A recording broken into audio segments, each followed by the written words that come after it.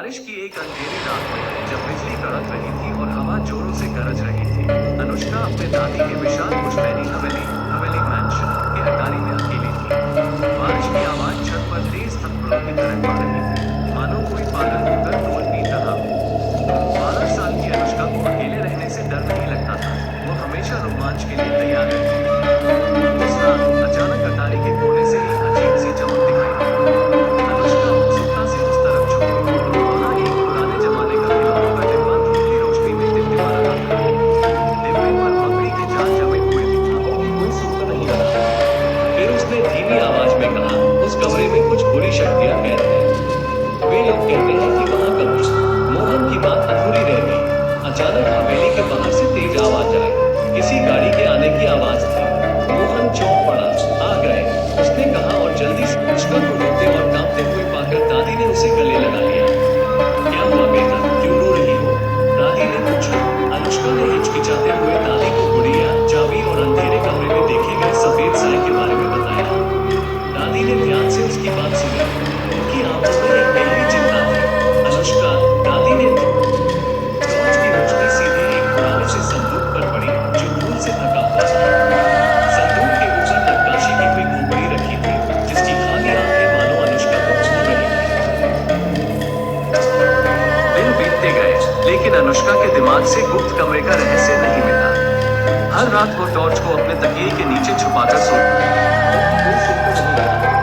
फिर उसने धीमी आवाज में कहा, उस कमरे में कुछ बुरी शक्तियां कैद हैं। वे लोग कहते हैं कि वहां कभी मोहन की बात अधूरी रह गई। अचानक हवेली के बाहर से तेज आवाज आई, किसी गाड़ी के आने की आवाज थी। मोहन चौंक पड़ा। आ गए, उसने कहा और जल्दी से वहां से चला गया। अनुष्का अकेली खड़ी रह गई। मोहन की अधूरी बातों ने उसे और भी डरा दिया, लेकिन साथ ही जिज्ञासा भी बढ़ा दी। वो जानना चाहती थी कि उस कमरे में क्या कैद है। उसने सोचा कि जब कोई घर पर ना हो, तभी वो गुप्त कमरे को ढूंढने की कोशिश करेगी। शायद दादी और मोहन उसे रोकने की कोशिश करेंगे, लेकिन वो इस रहस्य को सुलझाए बिना नहीं रह सकती। कुछ दिन बाद दादी को डॉक्टर के पास जाना पड़ा। अनुष्का घर पर अकेली रह गई। यह उसके लिए मौका था। वो नक्शा लेकर हवेली के उस कोने में पहुंची। उसने देखा कि वहां एक पुरानी किताबों की अलमारी रखी हुई थी। नक्शे पर इस अलमारी को भी नहीं दर्शाया गया था। क्या यह अलमारी ही गुप्त कमरे का रास्ता छिपा रही थी? अनुष्का ने अलमारी को धक्का दिया। अलमारी हिली तक नहीं, वो काफी भारी थी। अनुष्का निराश होकर वापस जाने लगी। तभी उसे अलमारी के पीछे से एक धुंधली रोशनी दिखाई दी। रोशनी इतनी कम थी कि वो साफ साफ कुछ देख नहीं पा रही थी। उसने अपनी आंखें मसली और फिर देखा, रोशनी अभी भी वही थी। अनुष्का उत्सुकता से अलमारी के पास गई।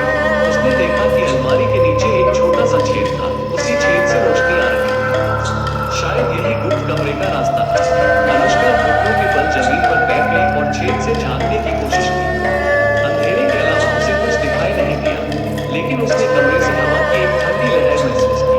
अनुष्का को थोड़ा डर लगा, लेकिन जिज्ञासा उस डर पर हावी हो गई।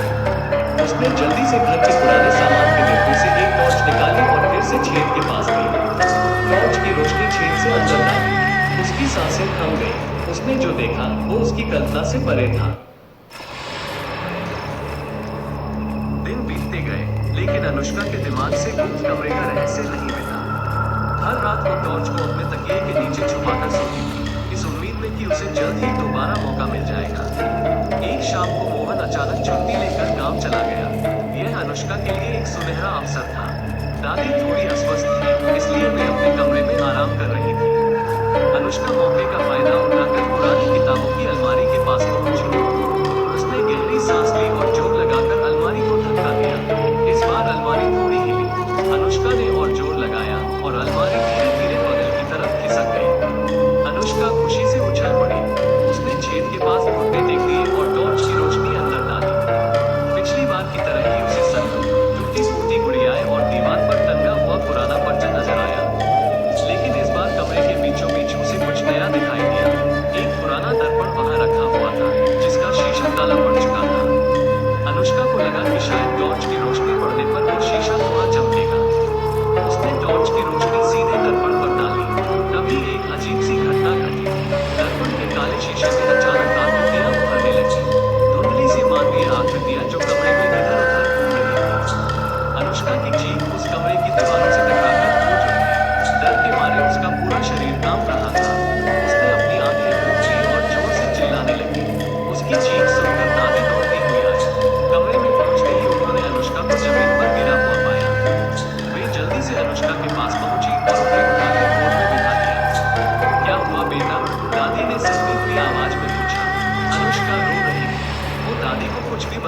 असमर्थ थी।